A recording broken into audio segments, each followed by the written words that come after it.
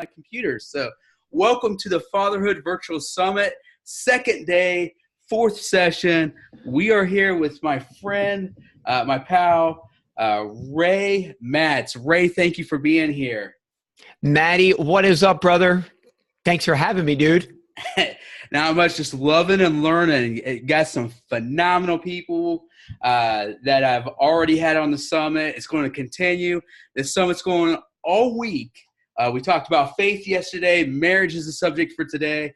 We're going to be talking about work-life balance and leadership tomorrow. On Thursday, we're going to be talking about personality styles. On Friday, we're going to be talking about business and finances. And so just a phenomenal just time together that I get to spend with people that I love and I respect. And so, again, Ray, I appreciate you being on.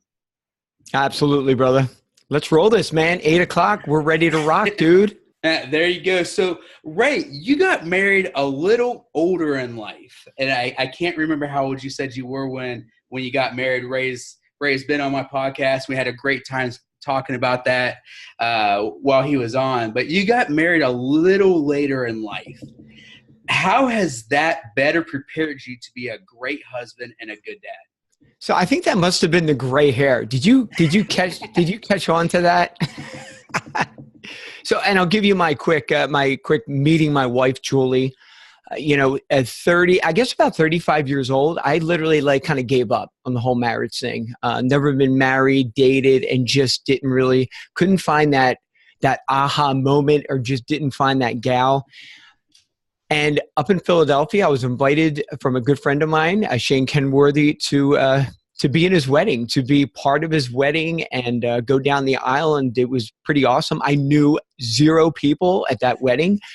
Long story short, my partner going down the aisle, and we had the first meeting was just awesome. Like, I knew no one, and she comes up to me and, hey, I'm so-and-so and I'm so-and-so. I'm just like, okay, excellent. And literally, I stated, I know no one. I really want to be your friend, and I want to have a good time at the wedding because I know 0 people right now. That night, I asked her for her number. She said no. I went through a friend. He said no. I literally had to go through another acquaintance and got her number a week later. Went out to Outback Steakhouse 2 weeks after that. And boom, 38 years old. I'm sitting in Outback Steakhouse in Pennsylvania, looking across the table. And I'm thinking to myself, my mom said it would feel this way. Now, she's 10 years younger, so I don't want to say I had to trick her, but I had to really all right, what's the deal? Okay, what's up with this 38-year-old? She was 28 at the time. A lot of red flags for her. I mean, think about it, 38, I was an entrepreneur for years, and she's like, what is wrong with you? Hello. So it literally took me a little bit of, I don't want to say coaxing. I got a really bad verbiage tonight. But within 6 months, married, engaged, married, I knew right away, man, it was go time. So getting back to your question, being a little bit older, 2 words, readiness and patience. Put me in a room full of kids, whether they're hockey players, whether they're at church, 50, 100, I don't care what age they are. Dude, I will sit there and absolutely love it. So the patience I was right on. Business owner, I remember in my 20s, I went through there was a lot of stressful things in my life, and just, business-wise, and my employee's going to show up. And I remember being so stressed at 27, 28, 29. And I'm like, why am I doing this? And there was some transition in my life there. But I was just ready, dude. I was ready, and patience was probably my go-to. Even today, people complain. You guys you were talking about the whole patience. When you ask God for patience, beware, be ready because it's coming quick, right? Well, dude, sit me in hours of traffic. Who cares? Everybody thinks I'm nuts. It's okay. I'll get over it. But I think, yeah, man, just readiness and patience. I was so loved kids when I was younger. I used to work with Easter seals and, disabled children. And that was kind of part of who I was, and God kind of created that. And, my heart for kids, and whether they're, teenagers or elementary, absolutely love it. So I was like, so psyched, because I loved all these kids and they weren't mine, but all of a sudden I had an opportunity when I met Jewel, talked about kids. She was on board with the kids, and I'm like, sweet. I'm like, it is on. So very, very excited. And yeah, great question. And being a little bit older, I think I had a little bit of an advantage, because I went through so many crazy scenarios, like business and life. So I don't want to say I had it figured out, but I was just ready. Like I had the scars, I had the battle wounds and things like that, and it was just go time, man. And it's still to this day just a great part of my life, man. Love my kids. I just got off the rink about an hour ago, 2 hours ago. Had a bunch of kids there. We had about 16 kids, had adults show up, and it was just awesome, man. I just love that. Kids are great. Readiness and patience. That was a long answer, dude. Oh, that is fine. We love the long answers. We love the detail. We love the passion. And I think that's one of the things that I love talking about you and to you, is because I can hear the passion, not only for what you do on the side. We can see the sign, Game Changing Dads, in the background, but also you've got this passion and, for your wife and for your kids. And it's remarkable. I love that. And I think that, kind of like what you said, waiting a little bit, waiting till you're a little bit more mature, having that patience, having that readiness is definitely something that that's just phenomenal. And I think that, the younger we are, a lot of times we can overlook those simplicities, those nice small things. We can overlook our wives, and we're not as intentional about our wives and about our children. So that's something I love, and I very much respect about who you are. Hey, can I jump in real quick? And I'm kind of taking notes what you just said. And let me throw this too. I think that I just, looking back on this, I thought this was awesome. Understanding differences between husband and wife. I'm glad that my wife isn't wired like me. I think we would just absolutely drive each other berserk. She's just like a low, chill heart, just unbelievable to help people and just love on people. And I'm 100 miles an hour. She's probably about 50 miles an hour, which is cool. So we're different there. But, even when it comes to, my passions, kids, like we were talking about, and there was a revival probably 2 years ago through church. And this is when just people would come in, and kids, and I was in kids ministry, and there was a room, I want to say 60 to 70 to 80 kids. And I remember my wife that night going, hey man, I'm going to come in and serve, and we'll just kind of hang out.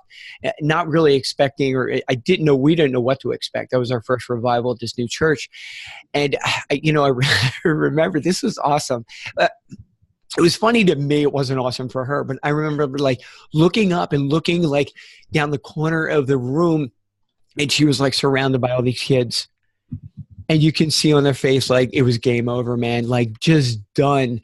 Where, understanding our differences, where, in that environment, yes, she can probably do great. Does she want to be there? Absolutely not. And I just, it's a cool deal. Where I have a lot of patience with the kids, where, patience regarding finances, I'm out the window, where she picks up the slack. So it's a cool thing, especially husband and wife, to understand. And don't get me wrong, when I got married at 38, thinking oh yeah, we're all the same, we're going to be on the same page with everything. I mean, that was like a wake up call, the first 2 years, going, whoa, she is really different. And that's good. But embrace the differences, She's got some great qualities with other stuff. And like I said, when it came down to that revival, man, it was just I'm yeah, this is great. Kids are off the hook. They're climbing the walls. And I'm looking over going, ooh, we may need to take care of my wife after this one. So, which is cool. But yeah, I love the differences, and just understanding that, we all come wired differently. Even, yes, she's a great mom. Doesn't mean she wants to take care of somebody's, 60 other crazy kids, Yeah, definitely. I completely understand. I think that brings up a perfect a perfect subject. Ray, I know you're a fan of the five love languages. You're talking about how people are different and how they learn different, how they enjoy different things, how they get filled up by different things. So, how has the five love languages, and for people who don't know, go ahead and explain the five love languages, but how has the five love languages really helped your marriage? So I am, well, let's say this. I'm a acts of service kind of guy. Like, when you like today, let me pull this, I love gifts. I think gifts are pretty cool. Today at the rink, one of our young players, probably about 8, 9 years old, her name is Faith, came up to me today and like, "Hey, Mr. Ray, this is for Christmas." And I'm like, "Are you kidding me? Like, this is like the coolest." I, it made my day. So like little gifts like that, it doesn't have to be big, but little like, "Hey, Ray, I'm thinking of you," is huge. And acts of service. I was always like, I early on in marriage, this is great. I was giving acts of service thinking that was her love language. Man, dude, did our lawn was off the hook, man. The lines were perfect. The flowers were lined up. I mean, people would come from, I'm kidding about the people from coming from all over, but it was like, and I remember like vacuuming and doing all this like dishes. And I love doing housework. I'm a freak. Okay. I love doing housework. It is what it is. But I remember doing all this stuff and I'm like, what is her issue? Why doesn't she like, man, dude, that's the bomb. Look at that. That's all. And I'm like, what is wrong? I don't get it. And at that time, I was introduced to the five love languages. She's quality time. So she's looking at the grass. She's looking at the laundry. She's looking at the dishes. She's looking at the carpet going, quality time. Guys, husbands, if you're dating, you need to figure out, just because you love your love language doesn't mean it's going to be her love language. And kids are different too, Matt, right? You got a bunch of them there. I got a bunch here. It's different, man. And it's crazy. Like I was pounding it for a year or two going service, service, service. And I'm like, I was just worn out, man. I'll be honest. I was like, what's wrong with her? What is her deal? But it was just, she wanted that quiet time together and she wanted that communication. She just wanted to talk, which is great. At 13 years, 13 years of marriage, I still am working on that. The whole communication deal. It's, I was going to say it doesn't come natural. It does, but when you have to sit down and be a good listener, because we all want to fix stuff. Amen, men, right? Amen, right? Amen. Oh, dude, when it fix. So when she's saying, friends or a situation at work or something's going on, I'm like, just shut up, Ray. Shut up, Ray. Shut up, Ray. Don't talk. Just shut up. Just listen. And then all of a sudden, 30, 40, 50 minutes, she'll go around and she'll literally solve it herself. She talked it through herself. And I just listened. But quiet time, conversation, man, love languages, you got to dial it in. I mean, I have a little, I forget what chapter in my new book, Game Changing Dads, that I shared some of the love language. I just kind of gave you a brief description of each one, but it is so key in relationships because you guys are going to either come together or you're going to go apart. I mean, I don't think there's a middle balance where like, whoa, it's either coming or going. That's my relationship. Yeah, I mean, I would definitely agree, and for those of you who are watching who aren't familiar with the love languages, it's so easy to take our own love language and that's the way we get filled up, right? That's the way that when somebody does something for us, whether that's receiving gifts, whether that's acts of service, whether that's quality time, whether that's physical touch, and whether there's another one in there that's escaping me at the moment, but those five different ways are ways that we feel loved and that we feel cherished. And so many times, and Ray hit it right on the head that, he said his love language was acts of service. And so he's doing all this stuff. He's bending over backwards to give everything he's got to his wife. And instead of sitting here and saying, man, Ray, I thank you so much for doing all that. Ray's wife is literally sitting here and going, Ray, you're spending too much time with the grass. Yeah. Spend that same time with me. So. Absolutely. Yes. And the one you skipped, it was was it the words of affirmation? Yeah. Which is huge. Yeah. Which is actually really funny considering that's actually my love language. And you are awesome, FYI. Oh, well, thank you. I feel loved now.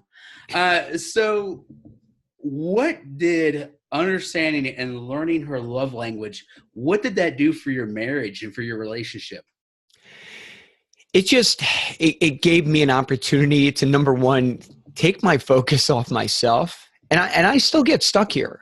I'll be honest. I like, my personality. I like things a certain way, not say I'm a neat freak, but when I'm working in my office, I need things straightened up.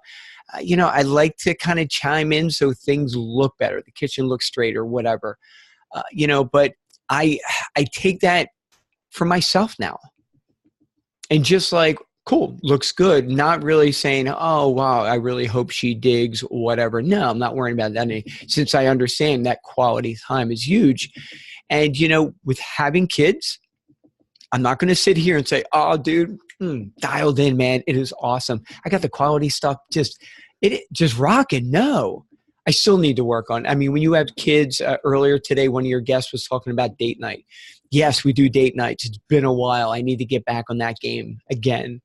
And it's just when you're juggling life and, multiple businesses and kids and, church commitments, it gets crazy.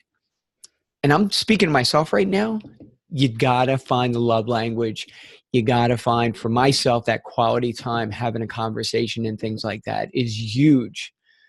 And like I said, I don't want to, hey, I do it all the time and we don't. It's this marriage thing, for some reason I thought I would jump in, it would be bumpy the first year or two, and then I'd have everything perfect and figured out. And I'm like, who in the world do you think you are?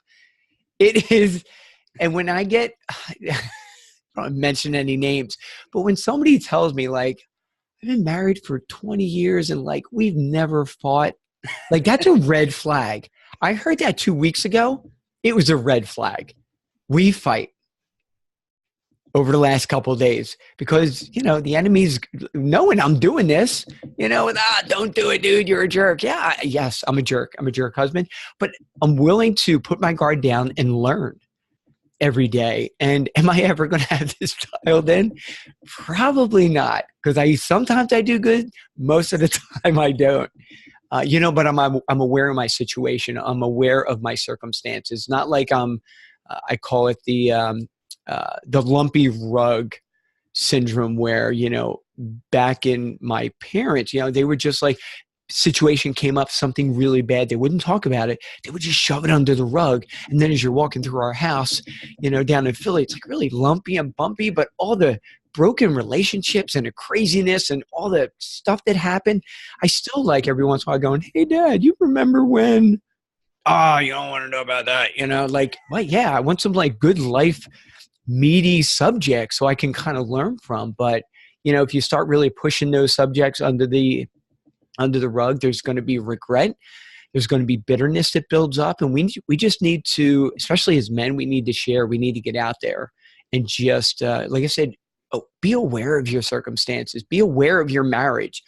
Get your head, I don't want to say out of your butt, but get your head out of the sand and just kind of get real with life, man. I love guys that are real. I love what you're doing here because you're like, this isn't easy. It's fun. It's rewarding. Kids, marriage, it is the toughest thing I've ever done. I don't know about you guys. You guys probably have it all dialed in, which is great. Don't want to hear your story. But no, I totally facetious, but I understand that you guys go through it. And, I need to have conversations and need to learn from guys like yourself, whether you're married 2 to 3 years, 5 years, 20 years, 30 years. I got a good friend of mine, Nick. I mean, I think he's 50 or 60 years into it. I'm like, dude, I need to hang around with you. I mean, come on. That's a long time, man. I got married late, so I'm hoping I can get 30. I mean, my wife probably hopes she can get 30 years out of me. Yeah, definitely. I think we have, in today's society, we have a fear of men getting together and being vulnerable. As men, we don't want to be vulnerable. We want to be the tough guy. We want to be the protector. We want to put up those shields and not let anything get to us or get to our wives, get to our children. We'll get to that here in a second. You're blowing me away with some of the nuggets of wisdom that you're giving me, and I'm absolutely loving it. So talk to me a little bit about the effect of understanding your wife's love language. What type of effect does that have on your children who are watching you and your wife as an example? The children, glass house, guys, we all know it, man.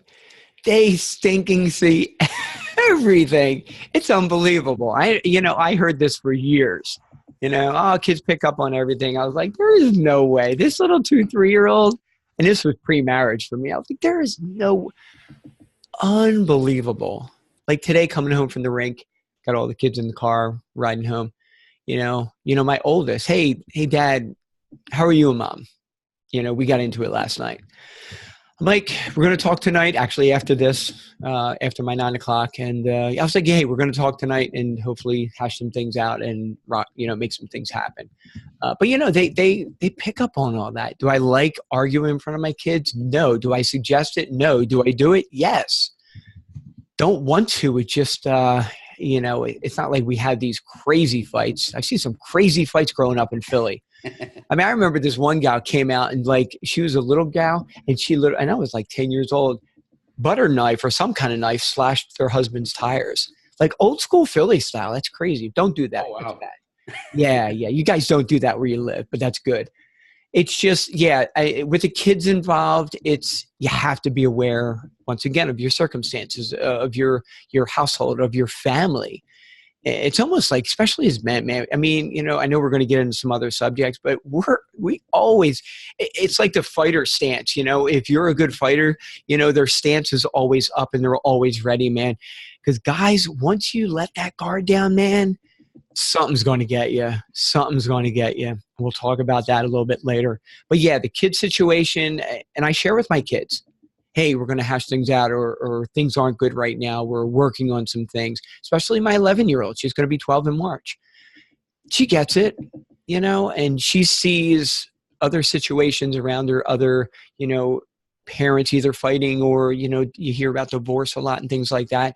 So, she's aware and she sees the kids that, doesn't have the father involved or the mother involved.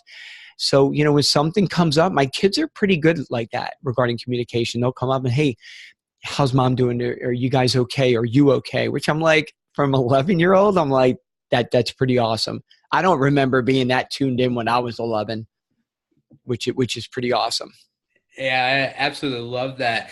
So with them being so in tune with you and your wife and communication, understanding, maybe to a point, the love language thing and watching you being an intentional husband, what do you think that's going to mean for them as they grow up and they start dating? I know it's a scary subject. As they start dating and as they're looking for that perfect someone. So dating in our household will start at 32 years old for our ladies. I've got 2 of them, Mission and Jay's. And yeah, I figure 32, 33 is a good start. Oh, yeah, you're letting them go early. Yeah, you could be right there. You could be right. I think the whole communication, just to have a sit down.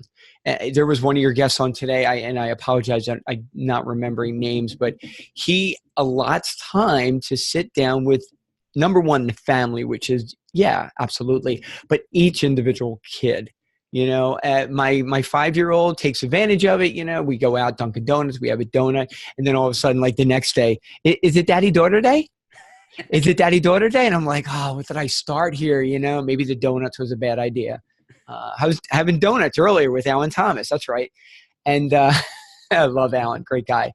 But I'm hoping they'll see the openness. They'll hear of my background, my situation when I was younger, some of the pitfalls that I fell into as a young man, as an adult.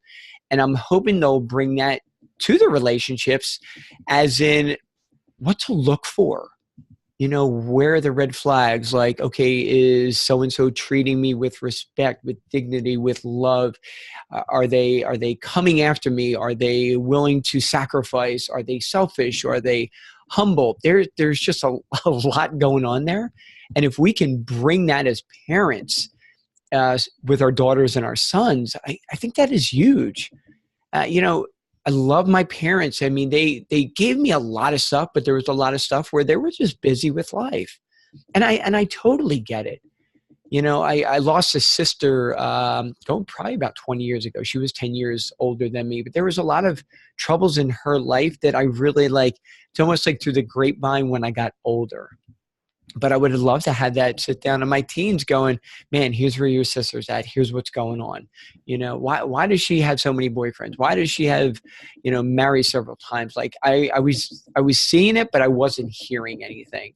Where I'm hoping that we're more of a generation going, man, well, this is some of the things she's dealing with right now, and these struggles or the addictions and things like that. Like I said, I love things that are out in the open. I need to work on that more with my wife, to be truly vulnerable. Absolutely. I really suck at it sometimes, even though, and it's a lot of pressure. Come on, game-changing dad. I wrote a book, I got a podcast, and I'm like, I'm an idiot a lot sometimes. And it's, every once in a while we'll get in a fight. I'm like, babe, am I supposed to be doing this? Like, game-changing dads, hey, raise an idiot. Should I really listen to him? But I'm telling you that I don't have all the answers. I know guys that are out there that can share what they're going through and hopefully help you through that situation. Maybe I'm just that light at the end of the tunnel, and it's not a train. It's just something good that you can kind of grab and make your family situation better. You said something great, and I want to bring it out a little bit more, because I think as men, we look at marriage and being a dad as a sprint, right? So we want to be perfect at it. We want to wake up in the morning. We want to be perfect. We want to solve all the problems. We want to solve all of our marriage problems. We want to solve all of our kids' problems. And we want to take that and we look at these things as a sprint, as we're going to have 1 or 2 days that aren't great. But you know what? We're going to get it. And we're going to live the rest of our life mistake-free. We're going to be perfect, solve all of our problems. No one's ever going to take advantage of our daughters. No one's ever going to take advantage of our sons. And so when we build up that bubble or that make-believe world, we set ourselves up for failure. One of the best pieces of advice that my father-in-law ever gave me was right after we found out that my oldest daughter was about to enter the world. And he said, Matt, you're going to make mistakes. You're not perfect. You're going to mess up. You're going to fail. But what's important is you pick yourself up. If we as dads start understanding that this marriage thing and not just marriage, but fatherhood is more of a marathon where, you know what, there's times that we're going to slow down. There's times that we're going to trip. There's times that we're going to fall. There's times that we're going to mess up. And I don't know about you guys, but I've definitely hit the nail on the head with the mess up category. But if we look at that and we understand that marriage and being a dad is more of a sprint where we get to learn as we go, we get to keep on pushing forward. And the great thing is we don't fail until we stop running the race. We are not a failure at fatherhood or being a husband until we walk off the track, until we quit. We can right. And we can fall, we can mess up, and I've definitely made my fair share of mistakes. If my wife was out here right now, she'd be shouting amen. And so yeah, I think that if we understand that it's more of a marathon than a sprint, this is something that we need to consistently, daily check ourselves and ask ourselves how we're getting better each and every day, how we're giving more of ourselves to our wives, how are we giving more of ourselves to our children. And if you don't mind me jumping on that. Yeah. Awesome. So the whole sprint thing, I mean, if you really look at, the world and, you have your celebrities, you have all these people like, wow, like after a while, like, hey, 10 marriages, man, game on, right? Which is horrible. And I relate a lot of this to sports, most, probably 70, 80% of men, I guess, weren't involved in sports at a young age, maybe a little bit in their 20s. But, could you imagine, like, I'm a hockey guy, like I get on the rink, first, second, third game and, whatever, and I'm pretty decent player. And all of a sudden, this guy comes out of nowhere, drills me in the corner. Do I just sit there and lay there and then all of a sudden I quit hockey that year because I got hit? I mean, you said it. This is life, man. My kids are going to struggle. I'm excited for that because I've struggled. I've went through it. Did it suck? Absolutely. Not sure if I'm supposed to say that we don't even share that in our household, but I'm sharing it with Matt and Scott tonight. Yes, it sucks, man. Life is just going to throw out all kinds of craziness, but you can embrace it and go, cool, man. Okay. I'm like, just got hit, man. What do I do with that? I want the kids that are going to be resilient on the rink. One of my kids get hit, either my kids or my kids as a whole, as a team, like I'll look the other way, but I'm kind of glaring just, okay, make sure so-and-so is okay. Make sure she or he gets up.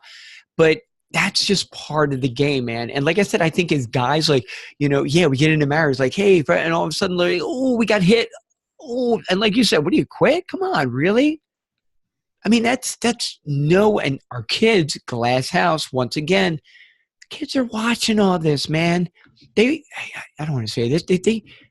They're going to watch you get your teeth kicked in, and it's how you rise up and go, okay, cool. Are you going to be down for a little bit? Absolutely. We've had some crazy stuff financially, especially 2008 happen. I mean, we're married and just insane investments and everything. And all of a sudden, man, within 6 months, boom. It was horrible. I didn't like it. Do I want to do it again? Did it teach me a lesson? Absolutely. Many lessons, tons of lessons. Will it happen again? If it happens again, will I navigate it better? Absolutely. Because I went through it once, I can do it again. It's about getting better in life, just like sports. We don't just put on our skates and, whoa, look at us. We're like Wayne Gretzky right out of the chute, right? No, man, it takes work. It takes perseverance. Same thing with marriage. And like Maddie, I appreciate that. You have to stay in for the whole game. Somebody said earlier about the whole grass is greener on the other side. If I'm jumping subjects, dude, I apologize, but it's not. I had 3 situations this week when people reached out to me and said, hey, man, this is what's going on. I thought the grass was greener, messed up, went with someone else, cheated on my wife, whatever. And it just spiraled down, down, down, down. It may look, but I'm telling you, man, you're going to be deceived. You're going to be tricked. Understand, when you got married and that first whenever you met, you just have to go back, go old school. And what was that feeling like? And try to recreate that. After 13 years, I absolutely love Julie. Have we been fighting like crazy last week? Yeah. But I still love her like crazy. I mean, I remember looking across Outback Steakhouse going, oh my goodness, she is just awesome. I called her an angel. She just had that, it was just awesome. It was incredible. So I stop every once in a while and go back, man, that's exactly what I married. We're going to have our differences, different game plan, but we need to be tough. We need to be resilient and act like stinking men. Act like men. Sorry if I'm offending somebody. Welcome to Facebook. I absolutely love that. I think too often we sit here and we don't have any gratitude for what it is that we have. A lot of times we look across the yard, we look across the mall or whatever it is, and we're thinking with our eyes, and we're thinking we're always wondering, what if, I'll bet she's better and stuff like that. But we don't take the time to express gratitude for what we do have. And it's so easy, so easy. And you hit the nail right on the head there, Ray, that it's so easy to sit here and take my wife for granted, and the things that she does, the things that she doesn't have to do. Bringing it right back to love languages, right? So, the things that she does, she bends over backwards. She's a massive encouragement. She's helped me out. She's my brain, and it's so easy to look and see something that might look, pretty, or pretty nice and stuff, but we don't understand fully what right there is on the line. So right, that brings up a great question, and that is, how do you build a fair proof marriages? So let's start with, when you have a child, what do you do to the house? Child proof, right? The biggest thing that I've dealt with that I see out there right now is a pornography world. It is brutal. I was introduced at 11 years old. Wasn't the form as we can look today, if we so choose to, but it was out there. And it just went on and on and on. And I really feel that, God blessed me with a wife at 38, because going prior to that, there was no way I was ready. So I just brought up child-proofing your house. You got to man-proof or adult-proof your house, whatever that may look like, whether it's software on the computer, whether it's the computer in a good part of the house where everybody, a high traffic area and things like that. I was listening to a pastor a couple of weeks ago, and the guy's like, that's why you got eyelids. It's one thing to, wow, beautiful, but, after 10, 20 seconds, our brains are in the sinking gutter. And that's where you just need to turn away and do what you got to do. And it's brutal. It's everywhere. I downloaded some stuff a couple of weeks ago, and I'm just like, one click, and I'm like, Ray, really? And this is something that probably 15, 20 years really had a good grip on me. My Christian story, I was born again, saved at 30 years old. So you're talking, I'm 21 years in my Christian faith. At least I knew, like, okay, cool. Like I had that foundation, and you guys started the week off with faith as a foundation, man. Huge, because you're either following God, following Jesus, or you're following everything else, and all that stuff's going to let you down. Been there, done that, been let down, felt stupid, felt embarrassed, especially when I got to write into my book. Brutal, but I know guys are going through this stuff. And it's, it's where and you can hear this stuff over and over, making a covenant with your eyes and, get all this stuff. It's really like who you're hanging around with, been there, done that, hanging around people that were putting me in situations that were sinful situations, like one pastor said, hey, Sin, why is it so hard to look the other way? Well, kind of fun, right? But we know it's wrong. Definitely know it's wrong. But, the people you're hanging around with, that are going to help you when it comes to having somebody to go to, an accountability person or partner or a group, and just having that, like, dude, I'm messing up, man. I am messing up. And that's where I think a lot of guys doing this, like 20 years ago, I'd be like, dude, going to my friends at that time, right? Hey, man, I'm struggling with pornography, or struggling with, I'm thinking about stepping out on my girlfriend or wife or whatever. I mean, it would just be like, well, dude, it's what we do, man. It's cool, whatever. I'm doing the same thing, But I was that guy encouraging friends to do the stupid stuff, which really sucks, and it just got to a point where, like, I really need to change my friends. I need to change who I'm listening to, who I'm getting information from. Are we all going to screw up? Yes. Matt, you just mentioned, dude, I'm going to mess up here. But you're willing to get better. You're willing to be vulnerable. You're willing to share. Your wives want to hear all this crap. I remember the first time I talked to my wife about the whole pornography deal. Whew, man, it sucked. It wasn't fun. But I wanted to kind of know that it came from my heart. Thank God she has forgiveness. And forgiveness is a beautiful thing. We need to utilize that. And maybe it's the other way around. Maybe your wife had stepped out, and maybe all of a sudden the guy's sitting out there right now going, man, just time to forgive. We have a Heavenly Father that forgave us no matter what, man. I mean, I look back, I remember 30 years old, I was like, there is no way that this guy up here is going to forgive all this crap. There's no way, but he does.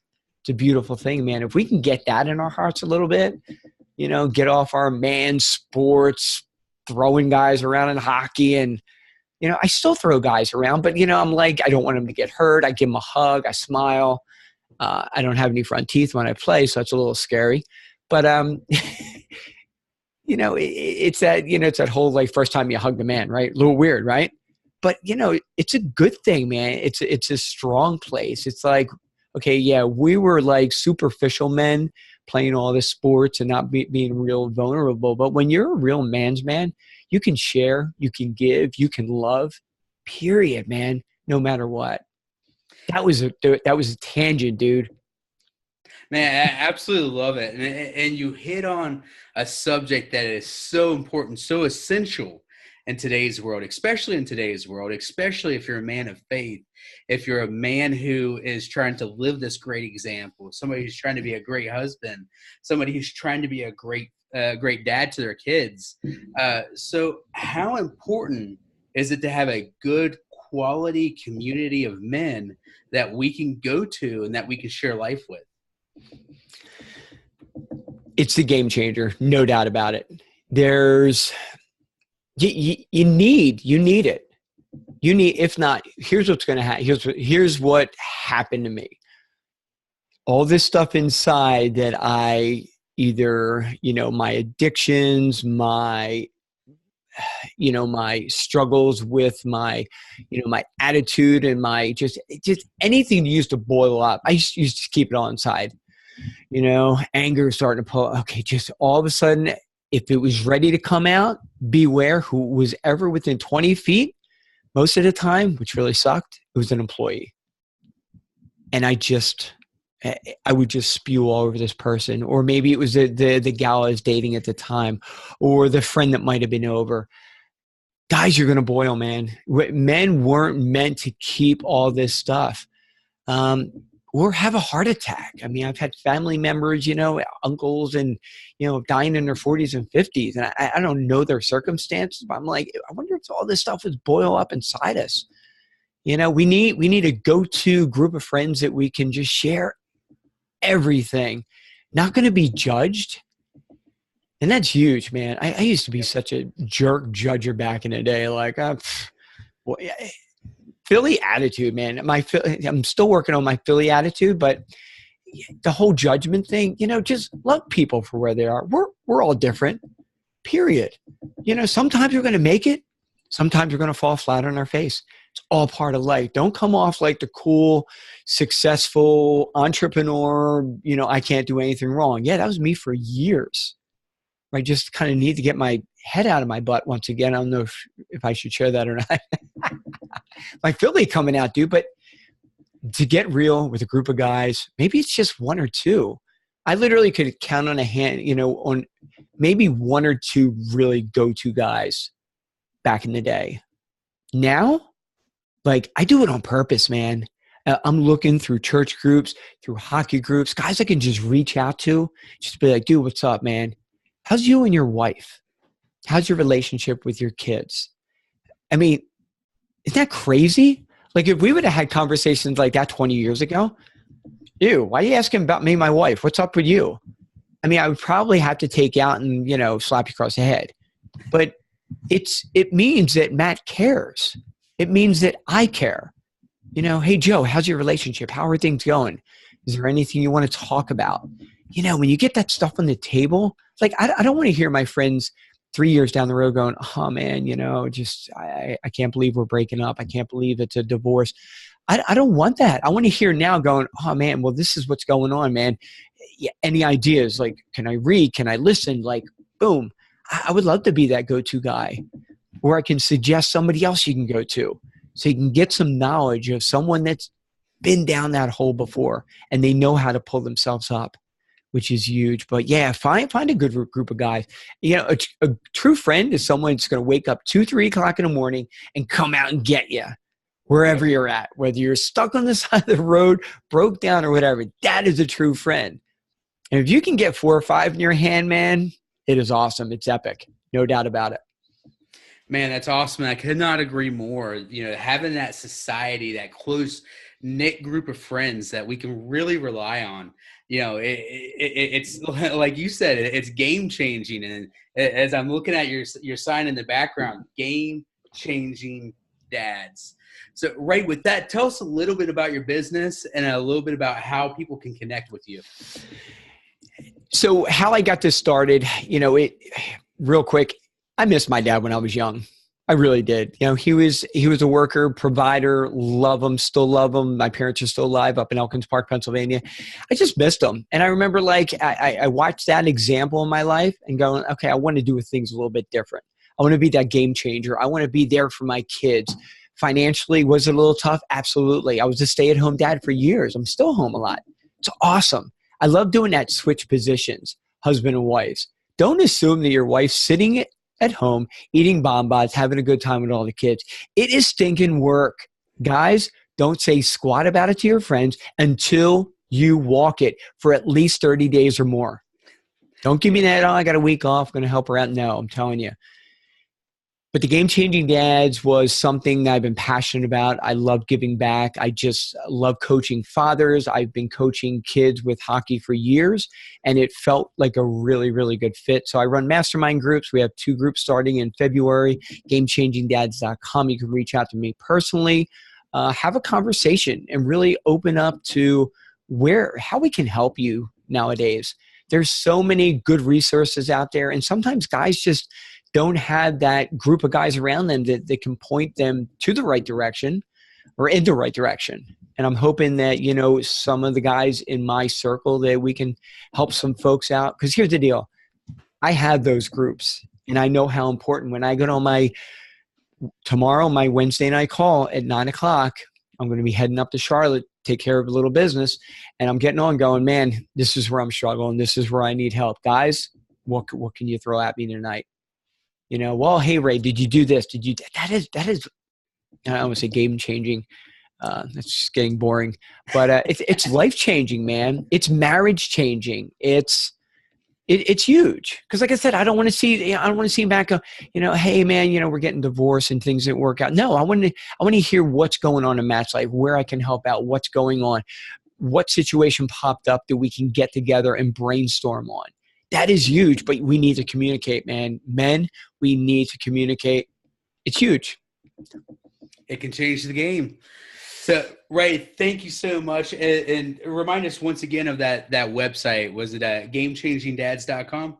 Gamechangingdads.com. And yes, and for all your people that are registered, I would love to give out a free copy of my ebook.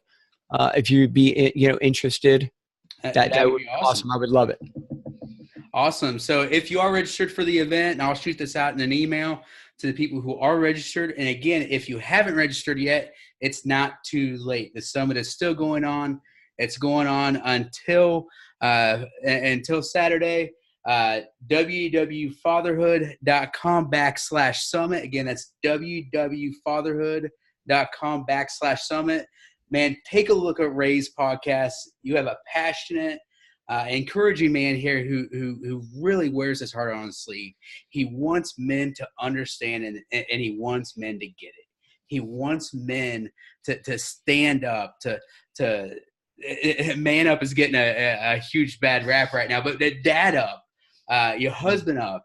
We need men, good quality men, to come together so that we can change the world. We can't do that without you.